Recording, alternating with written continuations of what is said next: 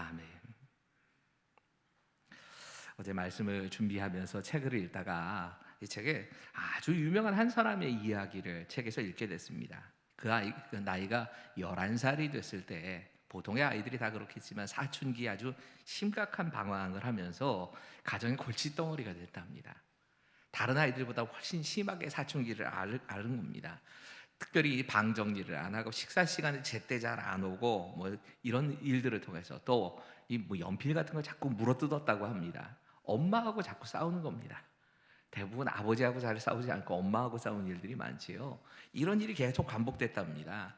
당시의 모습을 그의 누이가 자신의 이 오라비의 모습을 생각을 하면서 참 성격 더러웠다, 이 표현을 할 만큼 굉장히 그때 민감했던 모양입니다. 그의 아버지는 변호사였기 때문에 학업을 위해서나 또 가정 환경을 제공하는데 최선을 다해서 교육적인 환경을 잘 제공해 줬지만 그는 진짜 매사 반항적이었답니다. 그러던 그의 나이가 12살이 되는 날 사건이 하나 벌어집니다. 식탁에서 어머니하고 심하게 다투는데 참다 못해가지고 아버지가 이 아들을 향하여서 자신의 그 앞에 있던 이 물컵을 가지고 찬물을 그냥 끼얹어버린 겁니다. 이 아들이 갑자기 샤워 시켜주셔서 고맙네요, 그리고 자기 방으로 쌩하니 들어가 버리는 겁니다. 이 아이에게 이 사건이 제법 큰 충격이었던 모양입니다. 아이가 집에 돌아오면 말을 안 하는 겁니다.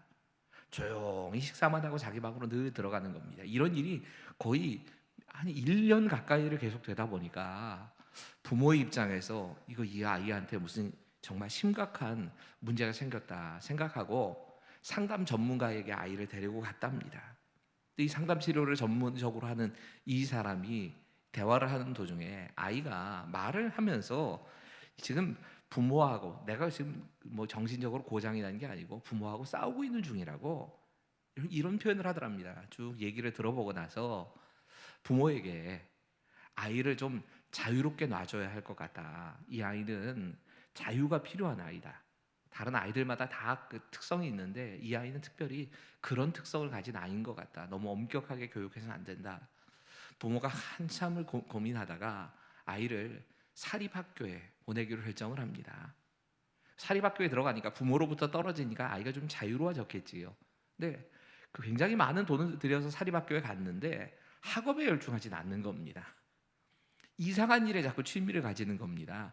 백과사전을 그렇게 열심히 읽고, 또 아이가 컴퓨터에 관심이 굉장히 많은데 컴퓨터를 뭐 뜯어고치고 컴퓨터를 가지고 하는 일들만 계속하는 겁니다.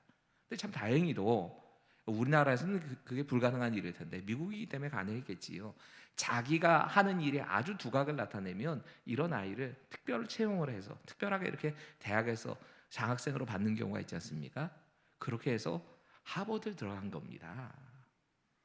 아니, 남들이 그렇게 들어가기 힘들어하는 하버드 대학을 들어갔으면 진득하니 그 대학을 졸업해야 되는데 졸업을 하지 않고 중간쯤에 사업을 하겠다고 중간에 이 하버드를 포기하고 그 들어가기 힘든 대학을 포기하고 뉴멕시코에 가서 사업을 시작한 겁니다. 우리 시대의 최대의 부자라고 불리는 빌 게이츠의 이야기입니다. 마이크로소프트를 세운 이 빌 게이츠가 자신의 인생을 돌아보면서 자신의 삶을 지금 이 모습으로 만들어주는데 가장 큰 공헌을 한 사람이 누구냐 이야기를 할 때 의외로 부모님을 꼽았다고 합니다.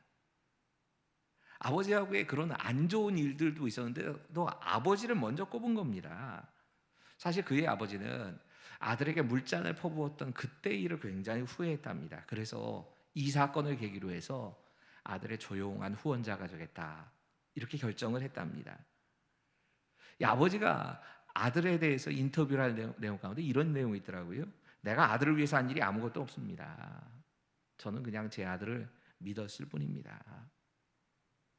그가 하버드를 그만둔다고 했을 때도 제가 한 말은 한마디였습니다. 아들아, 난 널 믿는다. 빌 게이츠는 실제로 이 아버지의 믿음이 지금의 자기를 만들었다고 얘기를 한 겁니다. 또 한편으로 자기를 만든 힘은 어머니에게 있었다고 이야기를 합니다. 빌 게이츠가 하버드 대학을 중퇴했지만 중퇴한 지 32년 만인 2007년 6월 7일에 하버드에서 명예학사 학위를 받게 됩니다. 졸업식에 이 졸업생 대표로 연설을 하게 됐는데 이런 말로 연설을 시작했답니다. 저는 저의 아버지에게 언젠가 학교로 돌아가서 졸업할 것이다 라고 약속을 했습니다. 그리고 여기까지 오는데 30년 이상이 걸렸네요. 그리고 이렇게 얘기하더랍니다. 이제 저는 대학 졸업장을 받고 동시에 내년부터는 저의 직업을 바꾸게 될 겁니다. 폭탄 선언이었습니다. 지금까지는 자신이 돈을 버는 사업을 주로 해왔다면 이제부터는 자신이 가지고 있는 돈을 가지고 자선과 구제를 하는 사업을 시작하겠다. 내 직업 자체가 이제 그렇게 바뀐다 라고 아예 선언을 해버린 겁니다. 그리고 그렇게 자신이 자선 사업에 뛰어들게 되는 이유를 그 연설에서 이렇게 밝힙니다. 제가 이 학교에 입학이 결정되던 그날 저희 어머니는 단순히 성공한 사람이 아니라 많이 베풀고 사는 사람이 되라고 하셨습니다. 제가 결혼식을 준비하고 있는 그 결혼 이벤트를 준비하는 그 며칠 전에도 당시 어머니는 암을 앓고 계셨지만 저와 저희 신부에게 큰 소리로 당신이 편지를 써서 읽어주셨습니다. 그리고 그 편지의 마지막 글은 이런 것이었습니다. 많은 것을 받은 사람에게는 보다 많은 의무가 요구된단다. 그가 조기 은퇴를 하고 자신의 직업을 아예 바꿔가지고 자선사업을 하기로 인생을 결정한 데는 이 어머니의 이 한마디의 말이 그를 움직였던 겁니다. 우린 계속해서 믿음의 사람인 야곱이 그의 아들들에게 하는 마지막 말들을 묵상하고 있습니다. 그는 자신의 아들들을 향하여서 때로는 경고하기도 하고 때로는 앞으로 나아가야 할 길에 대해서 이야기하기도 하고 축복하기도 하면서 그 12명의 아들들을 한 사람 한 사람 우리가 흔히 말하는 야곱의 축복이라고 하는 그런 메시지를 전합니다. 르우벤과 시므온과 레위를 향한 메시지가 끝이 나고 이제는 야곱이 그 네 번째 아들이자 사실 이스라엘의 역사로 따지자면 실제 장자의 역할을 하게 되어지는 유다를 향한 축복의 말을 전하는 것이 오늘 본문의 메시지입니다. 제가 이 야곱의 축복을 몇 차례 설교를 하면서 몇 가지 이 야곱의 축복의 특징이 있다고 말씀드렸지요. 하나는 앞으로 될 일에 대한 예언적인 성격이 있습니다. 그리고 또 하나를 이렇게 말씀드렸습니다.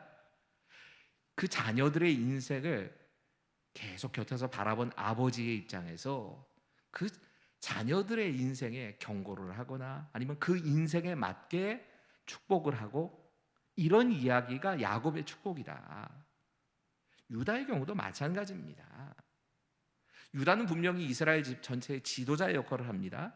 그리고 그가 지도자의 역할을 할 수 있는 결정적인 이유는 그는 책임을 지는 회개의 사람이었기 때문입니다. 첫 번째 메시지입니다. 같이 읽지요. 시작. 유다가 이스라엘의 지도자가 될 수 있었던 이유는 책임지는 회개의 사람이었기 때문입니다.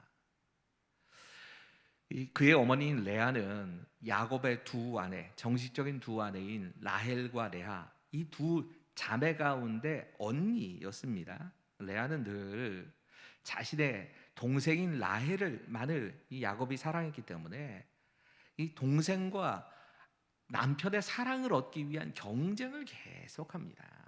아이를 낳는 과정에도 그랬지요. 레아가 처음으로 낳은 아들의 이름이 르우벤입니다. 르우벤이란 말의 뜻은 보라, 아들이라 이런 뜻이었습니다. 사랑은 네가 더 받고 있는지 모르지만 라헬을 향해서 네가 사랑을 받고 대단하게 뭐 이렇게 되는 것 같지만 아들을 낳은 건 나다. 그러니까 남편과의 관계를 생각하면서 자기가 자랑을 하는 겁니다. 그 두 번째 아들을 낳고 나서 시므온이라고 이름을 짓습니다. 들으심이란 뜻이지요. 하나님이 들어서 내 기도를 들으시고 응답하셨다는 뜻입니다. 동시에 이렇게도 이야기를 합니다. 이제부터 내 남편이 나의 말을 들으리로다. 세 번째 아들을 낳고 레위라고 이름을 짓습니다. 레위라고 하는 이름의 뜻을 성경은 연합함이라고 얘기를 합니다. 아들을 내가 셋이게 낳아줬으니까 이제 내 남편이 나와 연합하리로다. 사실 이 세 아들을 낳는 동안에 아들을 낳는 그 과정에 계속 자신의 이 사랑의 라이벌이었던 라헬을 생각하고 자신이 사랑을 받지 못하고 있는 자신의 남편 야곱만을 생각하면서 아들들의 이름을 지은 겁니다. 이제 네 번째 아들이 태어납니다. 그리고 이 네 번째 아들의 이름을 유다라고 짓습니다. 그건 어쩌면 자신의 삶을 돌아보면서 자신이 사랑을 받지 못하고 남편의 사랑을 받지 못하고 이렇게 살아가지만 하나님께서 나를 사랑해 주셔서 그래서 나에게 아들을 이제 넷씩이나 주셨다. 나 이제부터는 하나님을 찬송하며 살겠다. 여러분, 유다란 말의 뜻은 찬송이란 뜻입니다. 이제부터 내 인생은 남편이나 이 동생인 라헬이 아니라 하나님을 찬양하는 삶이 되겠다라는 결단을 담은 이름이 유다란 이름이었습니다. 여러분, 이 네 아들들은 다 라헬에게는 이 레아에게는 큰 자랑거리였을 겁니다. 근데 삶의 결과를 놓고 보면 그 아버지가 이제 그 아들들에 대해서 평가하는 내용을 보면 앞에 있는 세 아들들이 다 오히려 하나님 마음을 기쁘시게 해드리지도 못했고 아버지의 마음도 그러지 못했고 결국은 경고를 받는 것으로 이름이 다 끝나는 겁니다. 근데 이제 네 번째 아들이 된 유다에게 와서야 비로소 온전한 축복이 이루어집니다. 여러분, 야곱의 축복이란 이름으로 전하고 있지만 야곱의 축복이라고 하는 이 내용이 온전히 축복으로 끝나는 경우가 별로 없습니다. 아마 대표적인 게 이 유다와 요셉일 겁니다. 나머지는 그렇게 축복처럼 느껴지지 않습니다. 유다를 향하여서 지금 야곱이 이렇게 축복합니다. 8절의 말씀 함께 읽겠습니다. 시작. 유다야, 너는 내 형제의 찬송이 될지라.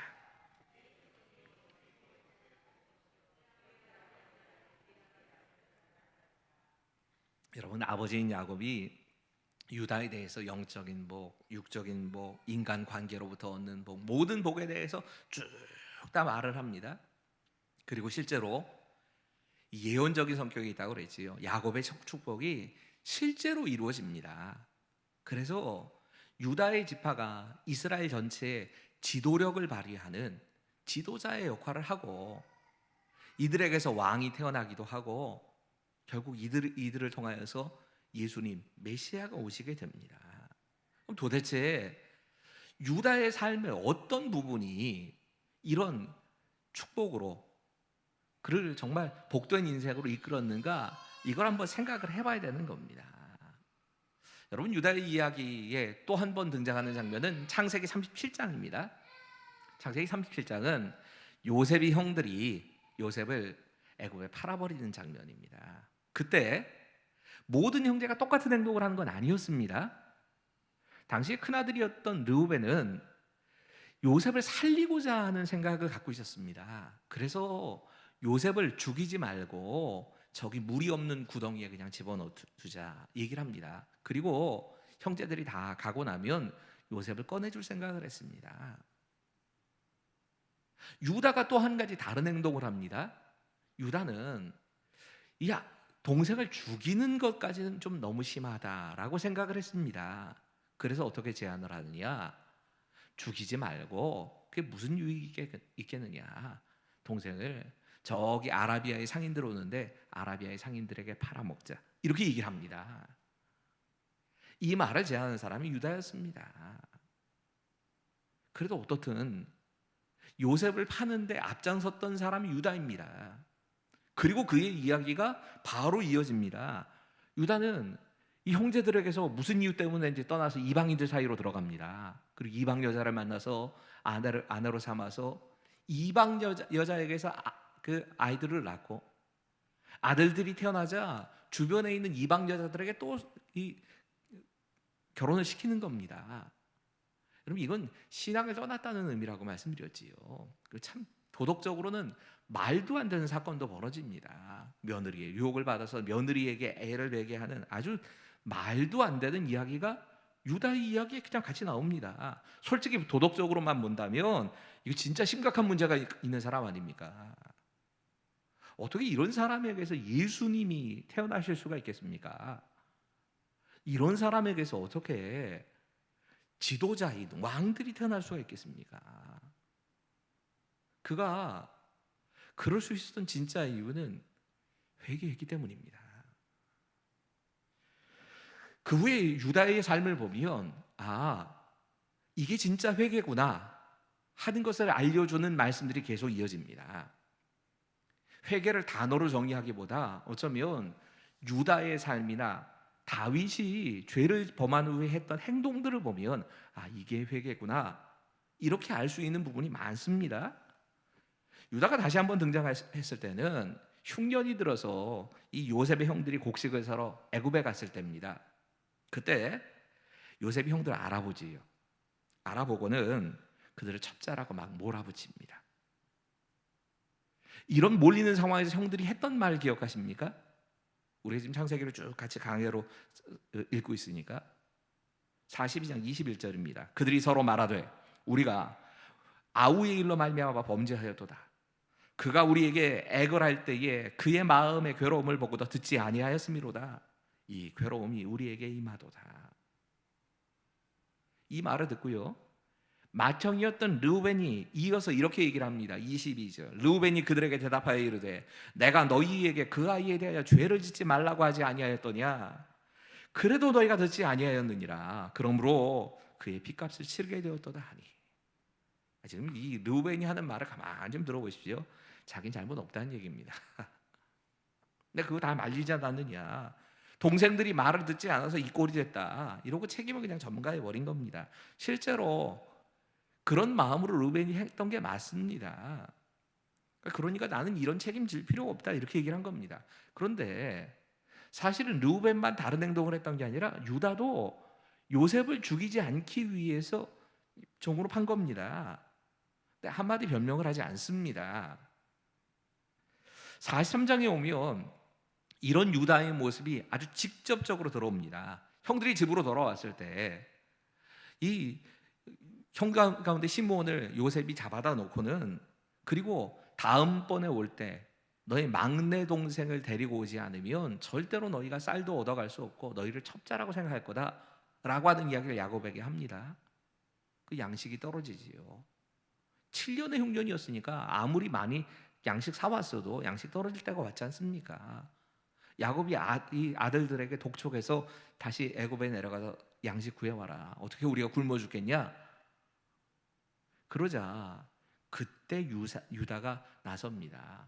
아버지, 막내 동생 베냐민 안 데리고 가면 우리가 그 사람 얼굴을 볼 수가 없고 첩자로 몰려서 우리 다 죽게 됩니다. 베냐민 데리고 가야 됩니다. 야곱은 막내인 이 베냐민마저 잃게 될까봐 사실은 이 유다와 그 형제들을 믿지 못했던 겁니다. 혹시라도 잃어버리게 될까봐 베냐민을 철저하게 내놓으려고 하지 않습니다. 그때 유다가 이렇게 말을 합니다. 창세기 43장 9절 말씀, 이 말씀을 좀 같이 읽을까요? 같이 읽습니다. 시작. 내가 그를 위하여 내가 만일 데려다가 아버지 앞에 두지 아니하면 내가 영원히 죄를 지리이다. 유다는 베냐민 보내지 않으려는 야곱을 설득하기 위해서 이 말을 하는 겁니다. 만약이라도 문제가 생기면 내가 다 책임지겠습니다. 이 아이의 생명 대신에 내 생명을 대신 주는 한이 있어도 나는 이 아이를 꼭 살려서 데리고 오겠습니다. 그리고 베냐민에게 문제가 생기지요. 사실은 요셉이 베냐민을 통해서 마지막 시험을 한 거였습니다. 결국 베냐민을 데리고 올 수 없는 형편이 됐을 때 유다가 실제로 자신의 아버지에게 했던 말 그대로 행동을 합니다. 이 요셉의 마지막 시험 앞에서 유다가 이렇게 반응합니다. 44장 33절입니다. 이제 주의 종으로 그 아이를 대신하여 머물러 있어. 지금 유다가 하는 말입니다. 내 주의 종이 되게 하시고 요셉 당신의 종이 되게 하시고 그 아이는 그의 형제들과 함께 올려보내소서. 아버지에게 그냥 빈말로 한 게 아니었던 겁니다. 진짜 자신이 베냐민을 책임지겠다, 이걸 결단하고 자신이 지금 이 순간 희생하기로 내가 노예가 되고 내가 죽고 베냐민을 살려 돌려보내겠다, 이 모습을 보여준 겁니다. 그리고 이 유다의 모습을 보며 요셉의 마음이 녹아내립니다. 여러분, 우리가 많은 경우에 요셉에게만 초점을 맞추지만 유다의 이 회개에, 진짜 회개한 사람의 모습에 대해서도 우리 꼭 한번 생각을 해봐야 됩니다.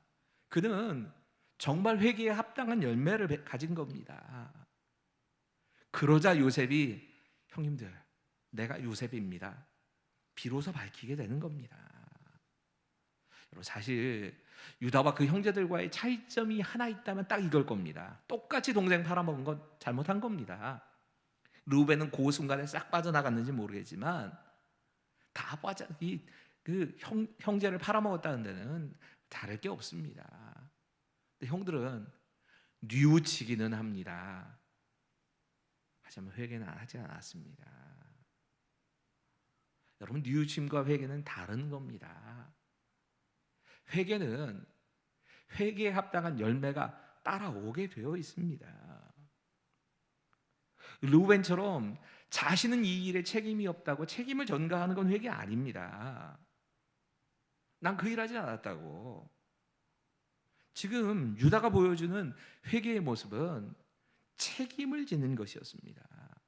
이 모습을 보시고 하나님께서 유다를 장자로 삼으신 것이고, 또 야곱이 이 유다가 장자권을 가지게 되는 진짜 큰 이유가 바로 여기에, 그에게 영적인 육적인 복을 다 빌게 된 이유가 여기에 있는 겁니다. 여러분, 우리 모두가 다 죄인입니다. 우린 다 다르지 않습니다. 누구도 완벽하지 않습니다.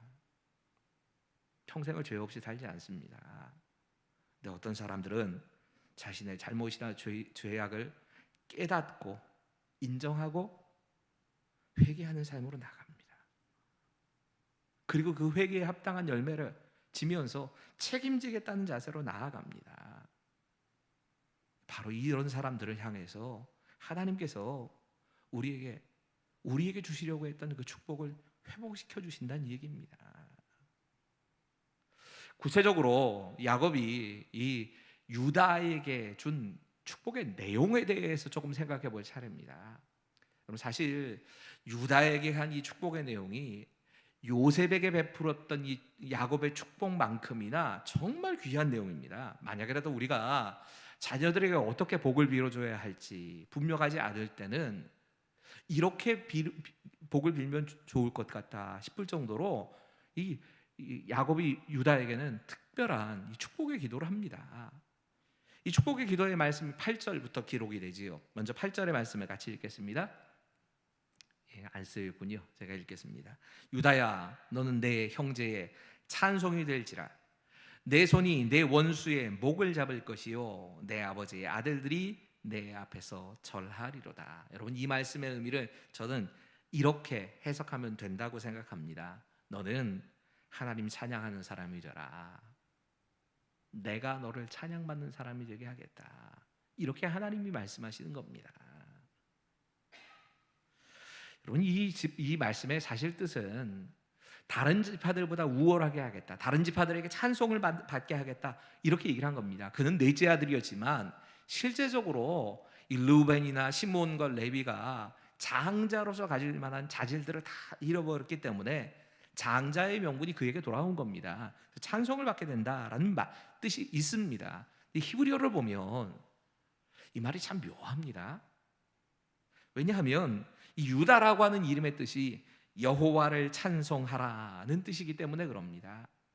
물론 그의 어머니가 이름을 지어주면서 내가 이제부터 나는 남편이 아니라 하나님을 찬양하는 인생을 살겠다, 이런 뜻으로 이름을 지어준 게 맞습니다. 또 한편으로 유다란 이름은요, 부릴 때마다 나는 하나님을 찬양하며 사는 사람이야, 그 생각을 하면서 계속 사는 겁니다. 아주 신앙적인 이름입니다. 그런데 정작 유다가 하나님을 찬양하는 사람이 되었더니, 하나님을 찬송하는 사람이 되었더니 그가 삶의 자리로 돌아오니까 다른 사람들이 유다를 찬양하는 사람, 다른 사람들이 유다를 높여주게 되던 그런 삶이 됐다는 얘기입니다. 여러분, 우리가 이 사실을 항상 생각해야 합니다. 나이 많이 먹었다고 해서 다른 사람들에게 존경과 칭찬을 받는 거 아닙니다. 경륜 때문에 그렇게 받는 것 아닙니다. 내가 태어나기를 장자로 태어났기 때문에 다른 사람들이 나를 높여준다, 이렇게 생각하시면 안 됩니다. 하나님이 우리를 높여주시지 않으면 우린 높아질 수 없습니다. 근데 오늘 이 본문은 우리가 하나님을 높이고 하나님을 찬양하는 사람이 되면 그때 비로소 하나님이 우리를 높여주신다, 지금 이 이야기를 하는 겁니다. 지금 야곱에게 주시는 두 번째의 메시지, 야곱이 유다에게 주는 두 번째 축복의 메시지는 이겁니다. 하나님께서 너를 승리자가 되게 해주실 것이다. 이걸 축복하고 있습니다. 우리 함께 9절의 말씀을 같이 읽습니다. 시작. 유다는 내 아들아, 너는 움킨 것을 찢고 올라가도다. 그가 엎드리고 웅크림이 숫사자 같고 암사자 같으니 누가 그를 범할 수 있으랴. 여러분, 8절에도 목을 잡는다라는 표현을 하는데 이게 상대를 제압한다는 뜻입니다. 계속해서 유다를 이야기하면서 너는 상대를 제압하는 사람이 될 것이다. 사자의 새끼라든가 숫사자, 암사자, 이건 가장 큰 힘이기 때문에 함부로 그 원수가 건드리지 못할 존재다, 이런 말입니다. 그러니까 한마디로 승리자가 되게 한다는 뜻입니다. 실제로 유다 지파의 상징이 이 사자입니다. 각각의 그 지파마다 상징이 되는 그림들이 있는데 유다 지파의 상징은 이 사자입니다. 성경에 유다의 사자라는 표현이 종종 나옵니다. 유다의 사자란 말은 유다가 보내는 사람이란 뜻이 아니고요, 그 유다 지파를 상징하는 그 사자를 얘기를 하는 겁니다. 아무도 범접할 수 없는 존재가 되겠다, 이 얘기를 한 겁니다. 여기도 전제 조건이 있습니다. 그건 유다 자체가 하나님께 굴복하는 사람이 되었을 때 하나님이 이렇게 하신다는 얘기입니다. 우리가 찬송이라는 말을 할 때 찬송의 여러 가지 의미를, 하나님을 기쁘시게 하고 하나님을 높여드리고 이것만 생각을 하는데, 찬송의 또 하나의 의미는 내가 하나님 앞에 복종하겠습니다라는 뜻이 있습니다. 우리가 찬양을 하면서 항상 마음 가운데 가지고 있어야 될 마음이 이겁니다. 이 찬양하는 시간은 그런 시간인 겁니다. 나는 하나님의 뜻에, 하나님의 마음에 나를 맞추고 내가 하나님께 굴복하겠습니다. 곡절을 붙은 기도라고 얘기도 하고, 또 찬양과 기도가 같은 어원이라고 제가 자꾸 말씀을 드리는 게 이런 의미입니다. 찬양을 하는 순간 바로 그런 순간인 겁니다. 그러니까 지금 하나님께서는 네가 나에게 머리를 숙이는 삶을 살면 다른 사람에게 머리 숙일 일 없게 해주겠다, 이 약속을 하시는 겁니다. 지금 이 축복에 대해서 이야기를 하고 있는 겁니다. 여러분, 우리 인생의 실제 문제는 하나님이 복 주셔야 해결이 됩니다. 하나님의 은혜 없이 우리가 살아갈 수는 없습니다. 그냥 구원의 은혜만 이야기하는 거 아닙니다. 삶을 살아가면서도 하늘로부터 하나님께서 주시는 복이 없이는 우리는 살 수 없습니다. 뭐 북이 영화가 되었건, 뭐 비와 햇빛이 되었건, 크게 하시고 강하게 하시고 하는 그 모든 일들이 하나님 손에 달려 있다는 겁니다. 근데 그때 그 하나님의 은혜가 우리에게 담기기 위해서 반드시 필요한 게 있습니다. 그건 겸손함입니다. 하나님 앞에서의 겸손함이 없으면, 이 겸손함이라고 하는 그릇이 준비되어 있지 않으면 하나님이 아무리 귀한 걸 쏟아부으셔도 내 삶에 안 담깁니다. 다 그냥 흘러 넘치고 맙니다. 지금 유다의 이야기를 읽으면서 이 유다의 복, 승리자가 되게 하시는 복은 결국 하나님께 철저하게 자신을 굴복시킨 사람에게 주어지는 복이다 하는 것도 기억해야 합니다. 세 번째, 이 야곱의 축복의 내용은 영원한 이스라엘의 지도자가 되게 될 것이라는 축복입니다. 우리 함께 10절의 말씀을 같이 읽습니다. 같이 읽죠. 시작. 규가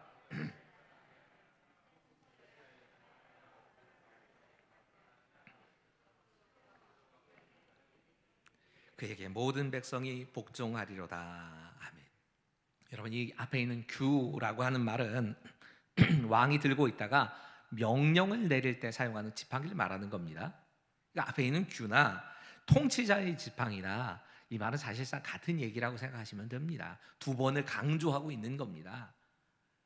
너희 유다 지파가 통치자, 이스라엘을 다스리는 자, 왕과 같은 존재가 될 것이다 라고 하는 걸 계속 반복해서 이야기를 합니다. 실제로 역사에 그렇게 되지요.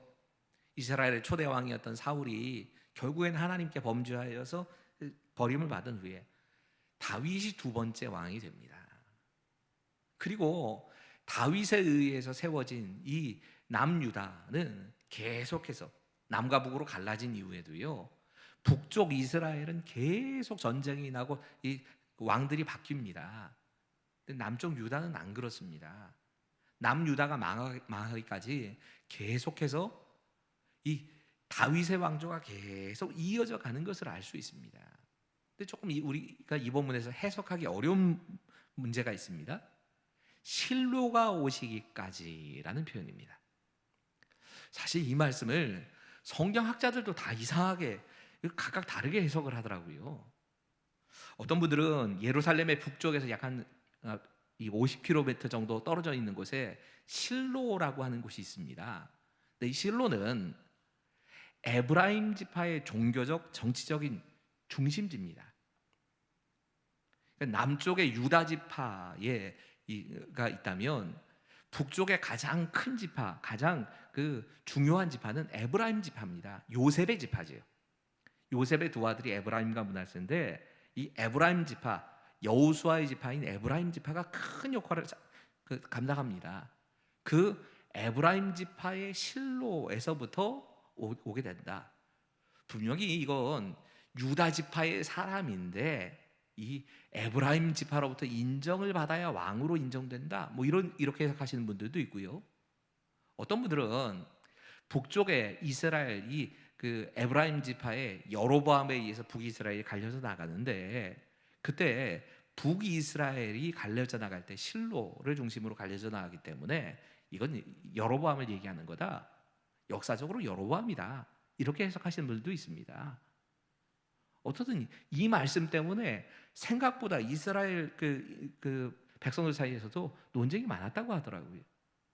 또 어떤 성경학자들은 이것을 평화의 시기를 알려주는 샬라라고 하는 그 어원에서 시작된 거다. 그러니까 지금 평화의 시대가 오기까지 이렇게 해석하는 분들도 계시고 또 이 말의 의거에서 평안하다라는 뜻이 있기 때문에 화평하게 하는 자, 침묵을 지키는 자, 메시아가 오시기까지라고 해석하는 학자들도 있습니다. 저는 이 다른 해석들보다는 메시아가 오시기까지란 해석이 가장 적절한 해석이 아닌가 생각합니다. 이 부분은 제 해석입니다. 그렇게 해석을 해도 무리는 크게 없을 겁니다. 왜냐하면 진짜 유다가 메시아이신 예수님의 조상이 되기 때문입니다. 여러분, 유다의 이야기를 생각하면서 계속 생각해 봐야 되는 건 사실 이 예수님을 빼놓고 유다의 이야기를 할 수는 없다는 겁니다. 회개한 증거로 유다에게 나타나는 특징이 있다면 유다는 자신을 희생하는 사람이 됩니다. 요셉이 예수님을 보여주는 사람이 되었다면 유다도 마찬가지였습니다. 유다가 예수님을 보여주게 된 건 그가 자신의 동생인 베냐민을 대신해서 자신을 내어주려고 할 그때 유다에게서 예수님의 모습이 같이 보이는 겁니다.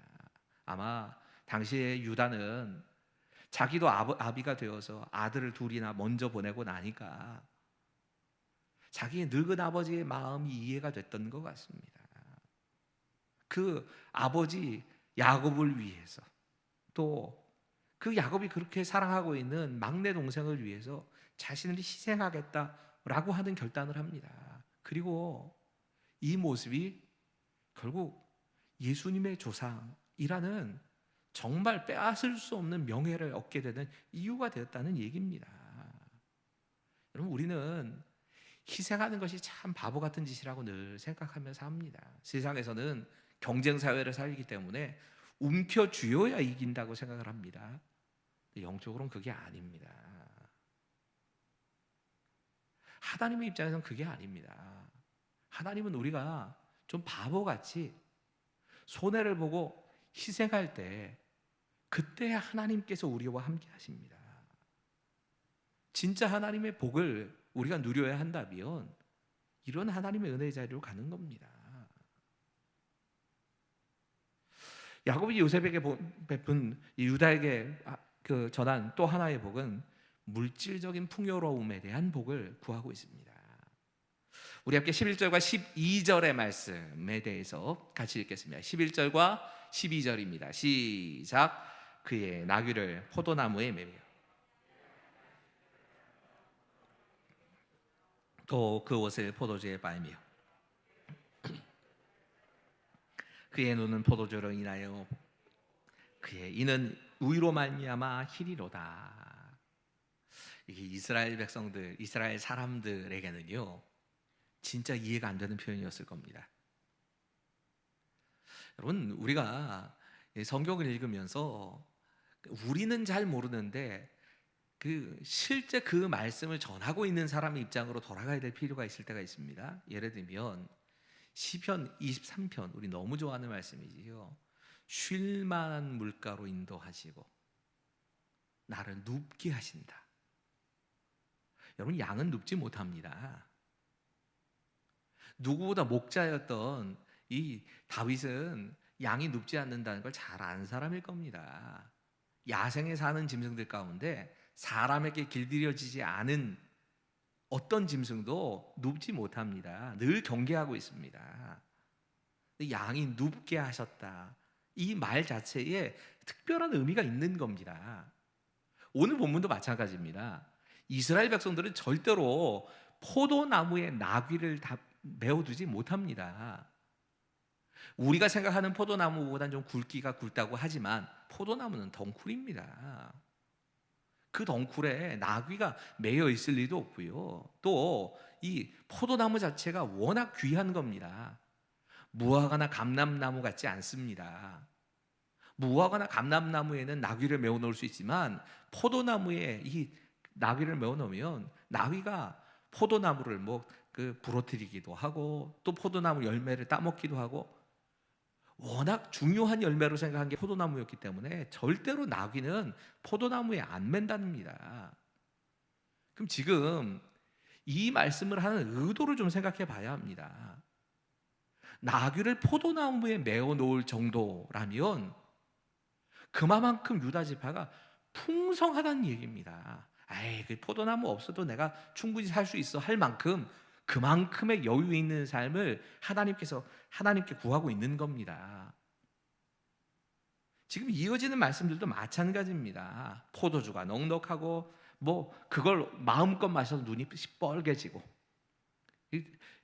그 술 마신다는 얘기에 초점이 아닙니다. 그만큼 풍성하게 누린다는 얘기입니다. 우유를 마셔서 이가 희게 보일 정도로 여러분 우리야 우유가 워낙 흔하게 보니까 중요하게 생각 안 하지만 당시의 이스라엘 백성들에게 우유는 그렇게 흔한 음식 아닙니다. 그런 우유가 너무 흔할 정도로 물질적으로 풍요로움을 누리게 된다는 겁니다. 여러분 사실은 이 포도나무를 키우고 또 그 양을 쳐도 그 양과 포도나무를 마음껏 양의 젖을 먹고 포도나무의 그 열매를 따먹는 것 이건 함부로 될 수 있는 일이 아닙니다. 이걸 누릴 수 있는 사람들은 극히 드뭅니다. 우유를 생산하지만 우유 못 먹고 사는 가난한 사람들이 충분히 있습니다. 또 가난한만의 문제가 아니고요. 이걸 누릴 수 있으려면 평화가 있어야 합니다. 다투지 않는 평화가 없으면 적들이 쳐들어오면 싹 다 뺏기는 겁니다. 유다에게는 그런 풍요로움을 누릴 수 있는 그 복에 대해서 지금 야곱이 축복하고 있는 겁니다. 여러분 실제로 이 유다 지파는 가나안 땅에 들어가서 가장 넓은 땅을 차지합니다. 그리고 가장 큰 민족, 큰 족속이 됩니다. 민수기 2차례 이 지파들의 수를 세는 민수기라고 하는 책이 숫자를 세는 사람의 수를 셌다 그래서 민수기 아닙니까? 1장에 이 가장 많은 지파 유다 지파와 에브라임 지파가 늘 경쟁 관계인데 유다 지파가 제일 많습니다. 74,600명으로 기록이 됩니다. 광야 생활을 다 마치고 다시 한번 인구를 계산합니다. 민수기 26장인데요. 40년 후입니다. 40년 후에 또 조사했더니 76,500명이 됩니다. 북이스라엘과 남유다가 갈릴 때에 북이스라엘에는 실제적으로 10지파, 사실은 9지파 반이 가게 되고 남유다에는 2지파만 남습니다.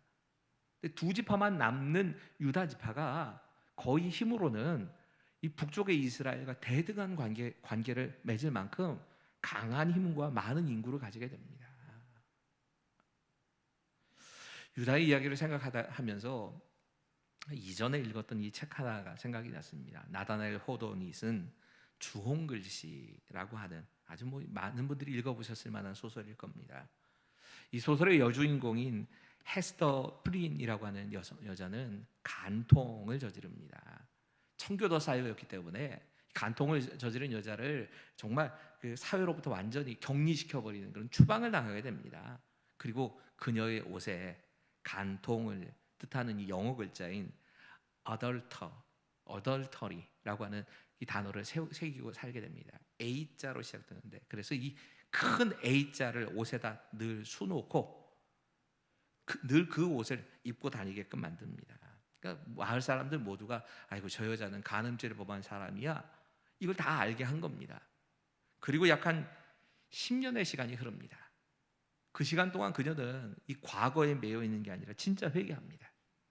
그리고 혼자서 자신이 낳은 딸을 기르면서 아주 평화롭게 그리고 다른 사람들을 도우면서 섬기며 사는 시간이 10년이 흘러갑니다. 10년 후에 마을의 아이들이 이 헤스터의 옷에 수놓은 이 글자 A라고 하는 글자에 대해서 관심을 가지게 됩니다. 그리고 아이들끼리 이야기를 하는 겁니다. 도대체 저 A자가 뭘까? 그리고 아이들은 이렇게 얘기를 합니다. 저 글자는 엔젤, 천사라고 하는 것을 의미하는 건가 봐. 여러분, 유다는 분명히 실패한 죄인이었습니다. 유다의 인생을 이 죄와 떨어뜨려서 얘기할 수가 없습니다. 그는 정말 완전히 하나님으로부터까지 떠나버렸다 생각될 만큼 타락한 인생으로 곤두박질 쳤던 사람입니다. 그의 삶에 대해서 하나님께서 말씀하시는 건 이겁니다. 회개하는 사람에게 기회가 주어집니다. 죄를 짓지 않는 사람이 아니고요, 실수하지 않는 사람이 아니라 자신의 죄를 인정하고 진짜 그 죄에 대해서 회개의 자리로 나오는 사람, 그 사람이 하나님의 은혜를 누리는 사람이 된다는 얘기입니다. 유다 인생을 통해서 우리가 살펴봐야 되는 건 희생할 줄 알아야 복을 얻는다는 겁니다. 우리는 움켜쥐려고 하지만 하나님은 자꾸 손을 펴라고 하십니다. 그리고 손을 펴서 다른 사람을 섬기면 그것이 하나님의 주시는 은혜를 받아 누리는 기회가 된다고 말씀하시는 겁니다. 유다를 통해 우리가 배워야 되는 건 책임지는 사람이 되라는 겁니다. 내가 그 일에 대해서 책임지겠다 하는 그 사람을 하나님이 높여주신다는 얘기를 하는 겁니다. 하나님은 우리가 하나님을 찬양하는 사람이 될 때 우리를 다른 사람에게 찬송을 받게 하는, 다른 사람에게 칭찬과 명예를 얻게 하는 자리로 인도하신다 말씀하고 계십니다. 기도하겠습니다. 하나님, 유다의 이야기를 통해서 그의 인생과 또 그에게 주어진 이 축복의 이야기를 통하여서 하나님께서 우리에게 주시는 말씀을 듣게 하시고 내가 어떤 모습으로 하나님 앞에 설까를 늘 이 유다의 삶을 돌이켜보면서 점검해 갈 수 있도록 주님 도와주시옵소서. 우리가 서 있는 그 자리에서 하나님 기쁘시게 하는, 하나님 찬양하는 사람이 되게 하시고 나의 잘못과 죄에 대해서 인정하고 진짜 회개하는, 책임지는 회개의 사람, 희생하는 회개의 사람으로 살아낼 수 있도록 우리 안에 함께 하실 것을 믿으며 예수님 이름으로 감사하며 기도하옵나이다.